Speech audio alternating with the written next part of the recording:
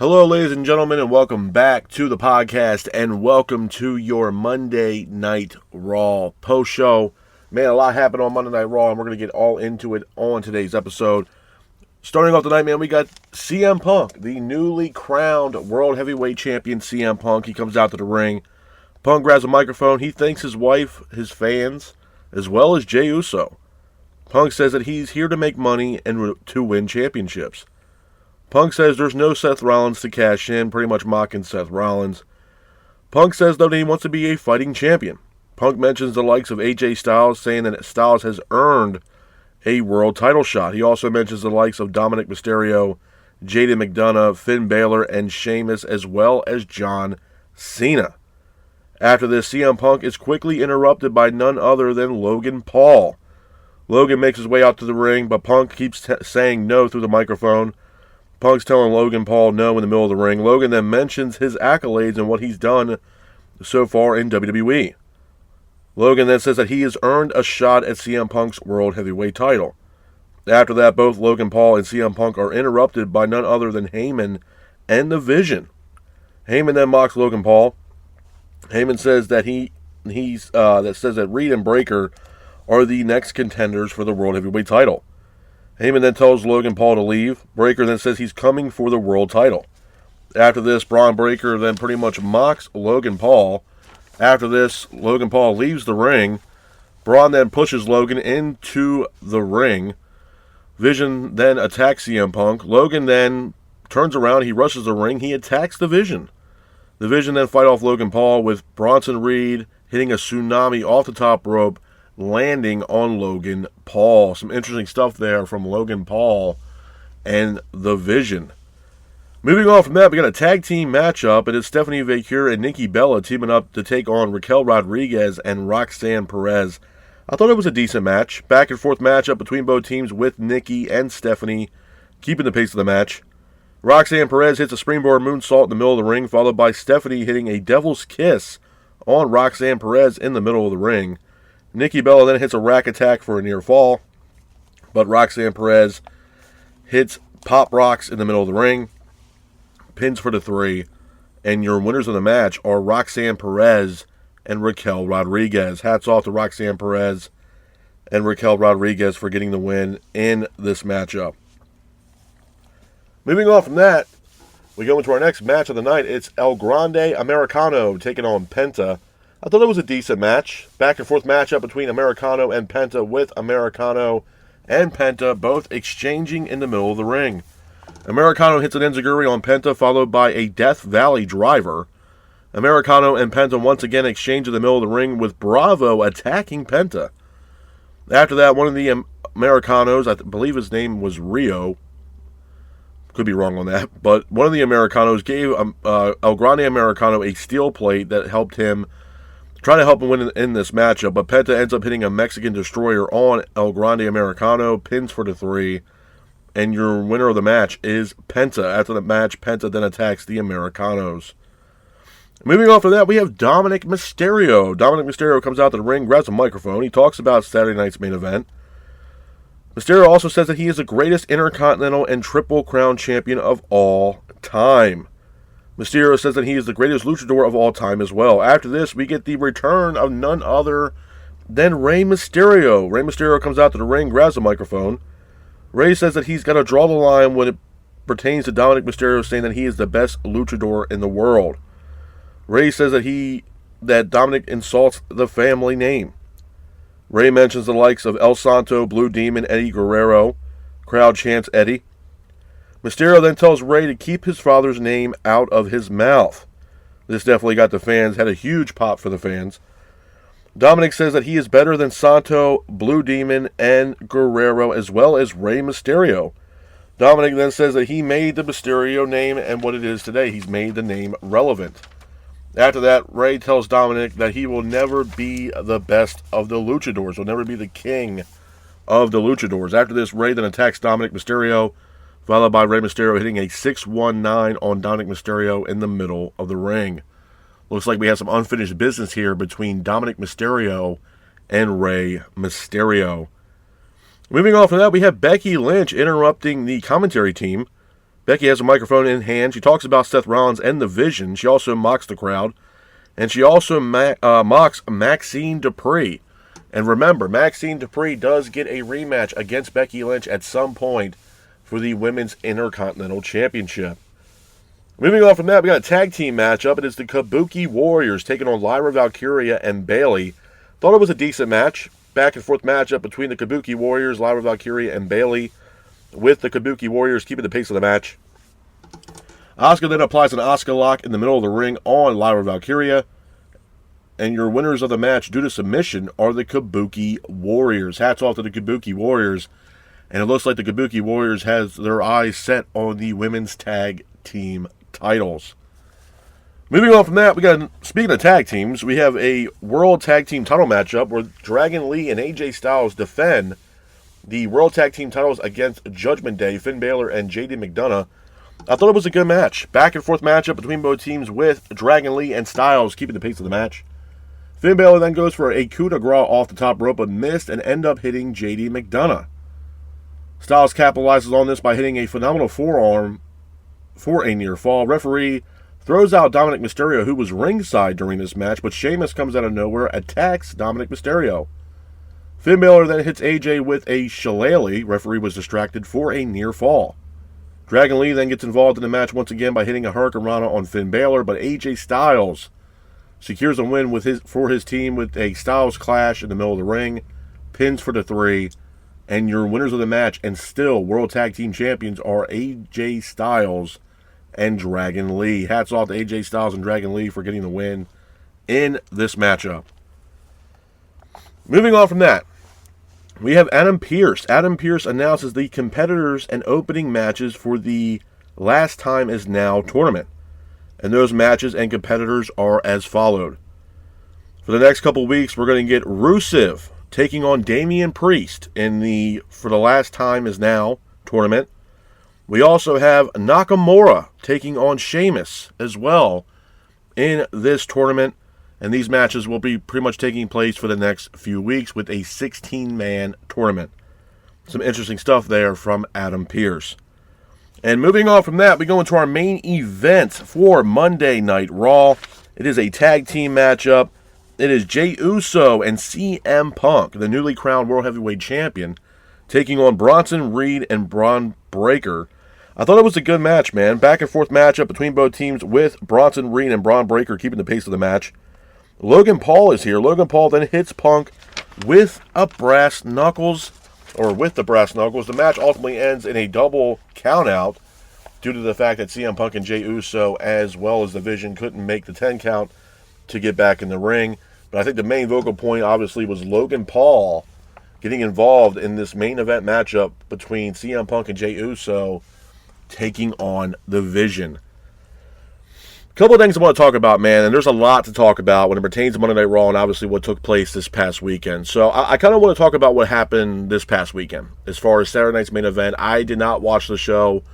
I was kind of busy with other things that were little important stuff to deal with. So unfortunately, I did miss the show, but I did see highlights of the show. With that being said, though, man, for what it's worth, was it a decent show? Yeah. I mean, Saturday night's main event is something where obviously, if you're a big fan of nostalgia, obviously Saturday night's main event is one of your shows then. Obviously, this is going to be something that's going to be happening for the next few months, on and off every year for WWE and for the foreseeable future. Most notably, we have John Cena's retirement match, also a part of the Saturday night's main event, PLEs. And that's taking place in December, I think, 13th or 14th. And that will be John Cena's last match in Washington, D.C.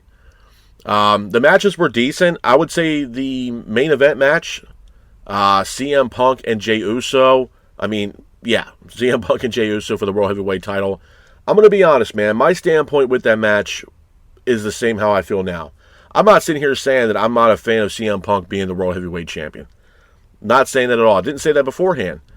My thing was I wanted CM Punk to face Seth Rollins for the World Heavyweight Championship and have a clean win for CM Punk to beat Seth Rollins, especially for the World Heavyweight title. Did I want to see Jey Uso win the world title? Absolutely not. To me personally, and again, I'm going to say this for the last time, or probably, hopefully for the last time, I praised Jey Uso. I praised Jey when he won the Royal Rumble, when he won the Intercontinental Championship, and then when he finally beat Gunther for the World Heavyweight title. And the reason why I did is because Jey, at that time, busted his ass to get those opportunities and become World Heavyweight Champion as well as Intercontinental Champion. He was the guy. Do I think the same of Jey Uso now than what he was then? No, I do not. To me, the whole Yeet era came to an end after he lost the World Heavyweight title, in my honest opinion. I think Jey seriously needs to contemplate going back and reuniting with Jimmy Uso. I think he's just a better tag team wrestler than he is a singles competitor, in my honest opinion. Not taking anything away from what he can do in the middle of the ring. I just feel as if the Usos are better together than they are separate, especially when it pertains to Jimmy Uso. Jimmy really hasn't been the same, obviously, since the tag team split up between him and Jey, and Jimmy's kind of playing second fiddle to Jey right now.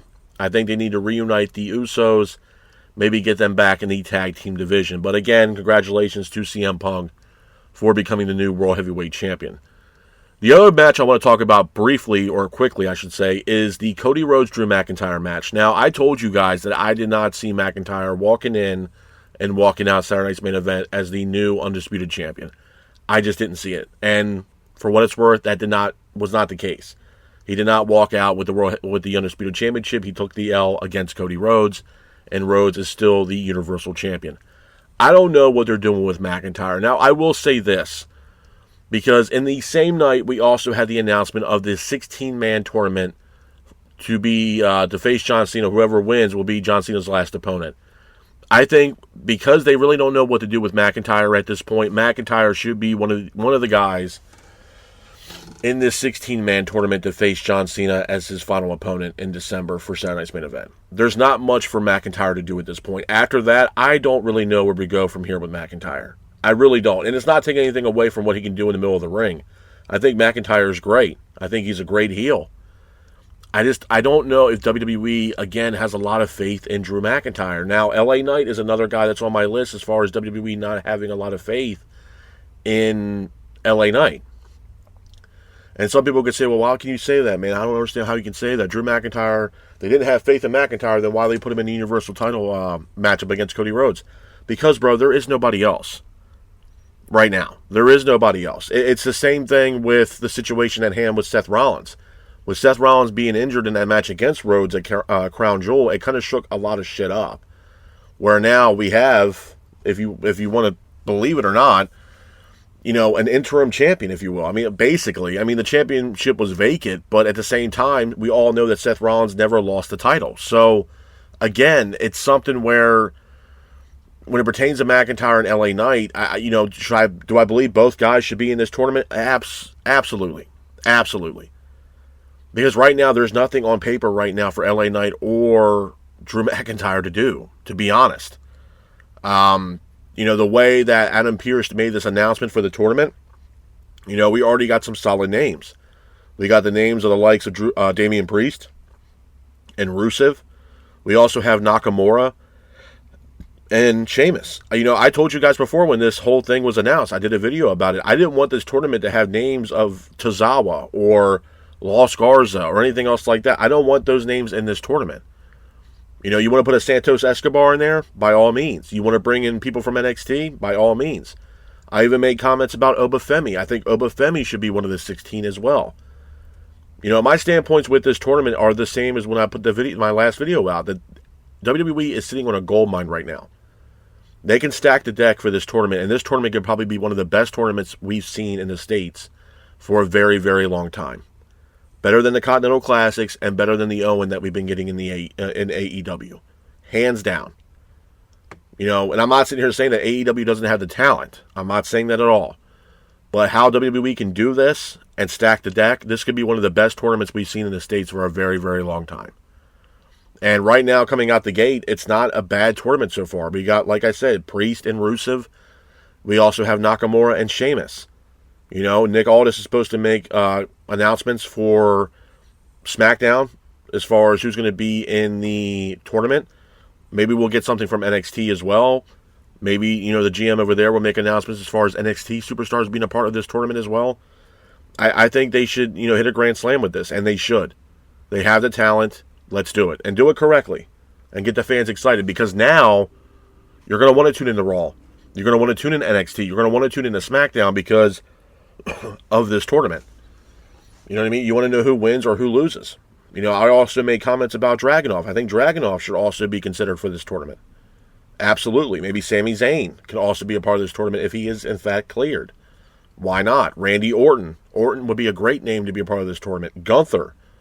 You know, Gunther should return. I think Gunther, if he does return and he's in this tournament, Gunther has to be a serious, heavy favorite to win this 16-man tournament. And hopefully we do see Gunther here relatively soon. So there's that. The other thing I want to talk about, obviously, the main vocal point of Monday Night Raw was Logan Paul.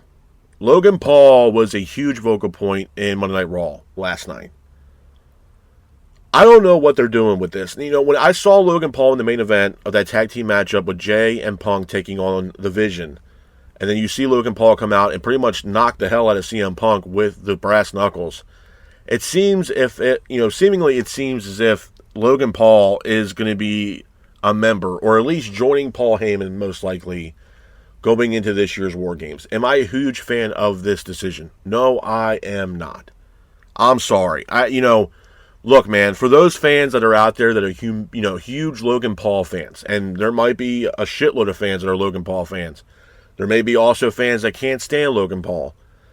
I'm not going to sit here and say that Logan Paul can't wrestle.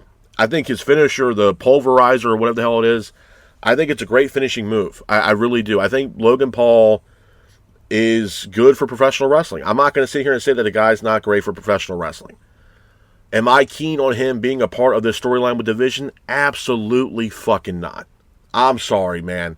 When he came out last night, interrupted CM Punk, and then coming out in the main event, attacking CM Punk with the brass knuckles, we can start seeing where the stars are aligning, that Logan Paul himself will be, in fact, a part of the Vision stable going into this year's War Games at Survivor Series.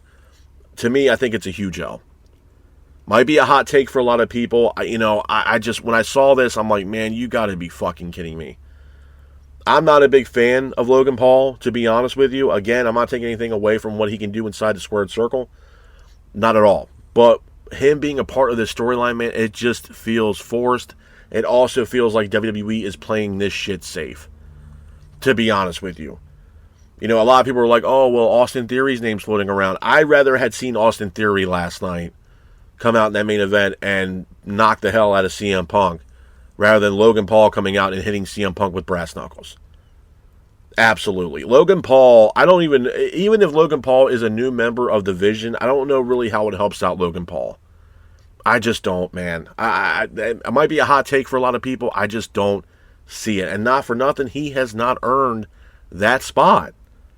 And people could say, well, Austin Theory, you think Austin Theory earns that spot? Austin Theory actually is a legit wrestler compared to Logan Paul. Number one. Number two, the way they can build this stable, and the way the stable is already looking as it is, you can bring in someone like Austin Theory in this stable to kind of be that flash in the pan, if you will, and that mouthpiece to piss people off. And the guy can wrestle.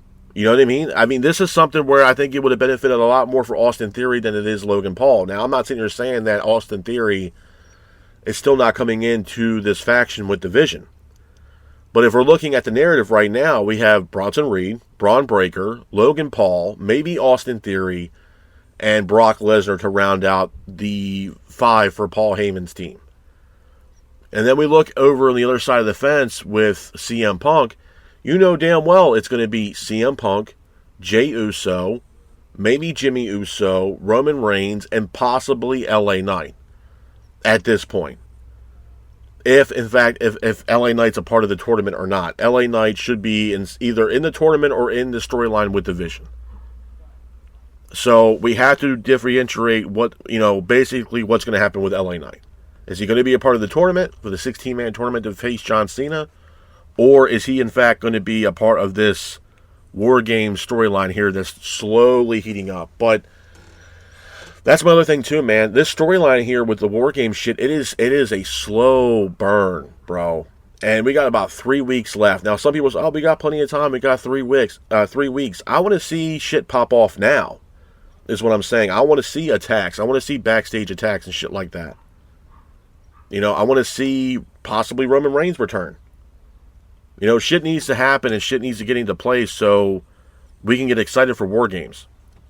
And maybe last night and what happened on Monday Night Raw in the main event with Logan Paul, maybe that was the jump start of what's to come for the next couple of weeks for Monday Night Raw, leading us into War Games. But it's a slow burn, folks. We need to get something to get excited about for this year's War Games. We have not seen Lesnar since his matchup against John Cena at WrestlePalooza, and then Lesnar left, took a little bit of a hiatus. So we need to figure out what the hell is going on here with that. So all in all, I mean, like I said, am I a big fan of the Logan Paul situation? No, I am not. I can see 100% where they're going with this. I'm not going to sit here and say that Logan Paul is going to be a member added to this faction, but he might be somebody added to this bloodline War Games matchup taking place at Survivor Series. I can totally see Logan Paul joining the likes of Braun Breaker, Bronson Reed, maybe Austin Theory, as well as Brock Lesnar for this year's War Games, taking on the likes of CM Punk, Jimmy and Jay, Roman Reigns, and possibly LA Knight at this point. So we're going to see how that plays out. We also saw the return of Rey Mysterio. Now, I thought this was quite nice, to be honest with you. I think it was great to see Rey come back. Rey looks, better than ever. And then, he got face-to-face with Dominic Mysterio in this back-and-forth segment here between Dominic and Rey. Rey made comments about, Dominic not being one of the best luchadors. Rey also mentions the likes of the late, legends, honestly, with El Santo, Blue Demon, as well as Eddie Guerrero. So I can see there being some kind of program here between Mysterio and Mysterio, if you will, Dominic and Rey, happening here soon. It could be for the AAA title. It could be for the Intercontinental Championship, most likely taking place at Survivor Series. To be honest, and this might be, just my opinion, I would not be opposed if, because he has two titles, if Dominic Mysterio were to put the AAA title on the line against Rey, and Rey beats Dominic for the AAA Mega Championship, and we see Rey not only be the AAA champion, but kind of be the spokesperson and the main guy, if you will, for AAA. I would not be against that at all. I'm not taking anything away from Dominic Mysterio saying that he couldn't be the guy that can carry AAA on his back. But Rey Mysterio has the backing. He's a legend. He has, veteran leadership. Him being kind of the ambassador for AAA as far as, AAA and WWE working together, having Rey be the AAA champion, I think it just opens up a little bit more doors for AAA, to be honest with you. And for what it's worth, man, I mean, I think the relationship between AAA and WWE is working out well, just like it is for TNA and NXT. So, again, and even in this tournament, we can possibly see names from AAA be a part of this 16-man tournament. I know some people don't want to see that.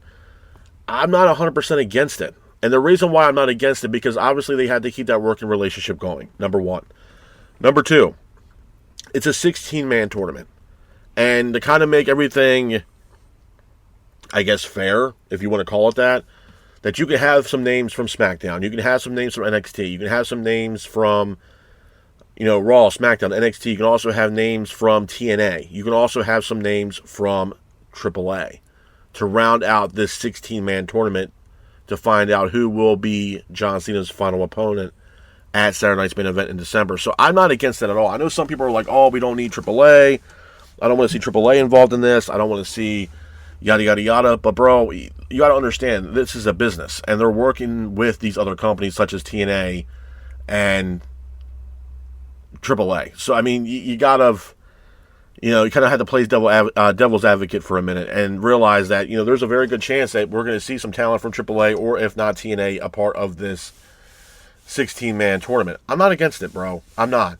I'm not. As long as we're getting top talent, if it is going to be AAA and TNA, as long as we're getting top talent from TNA as well as top talent for AAA to be a part of this tournament. I don't want to see some bullshit talent from TNA or bullshit talent from AAA just to round out this 16-man tournament. I want top names to fill out this bracket to be John Cena's final opponent. Absolutely.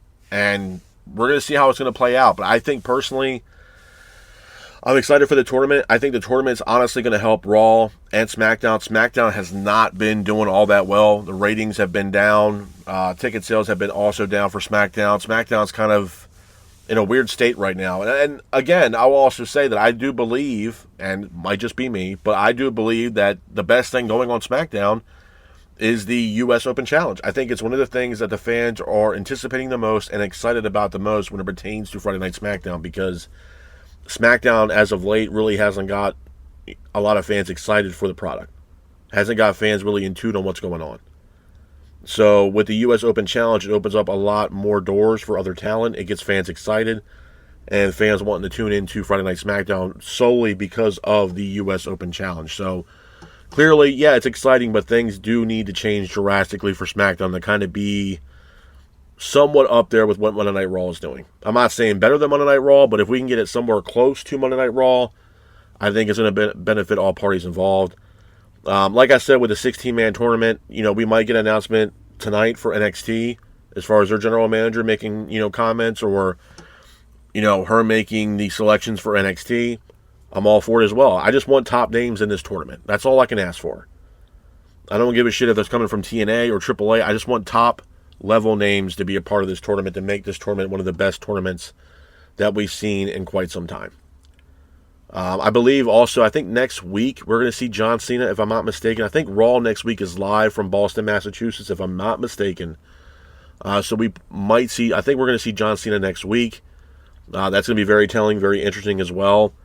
And again, John's also going to be a wild card in all this too, as far as War Games is concerned as well. We could possibly see Cena at War Games. I don't know. So it's going to be very telling to see how that whole War Game situation is going to play out. But what I will say is this: when it pertains to the War Games, I'd rather have whatever the Vision's doing against their opponents than what the MFTs versus the Wyatt Six. I honestly give a rat's ass as far as the Wyatt Six and the MFTs in a War Games matchup. I really don't want to see that, to be honest with you.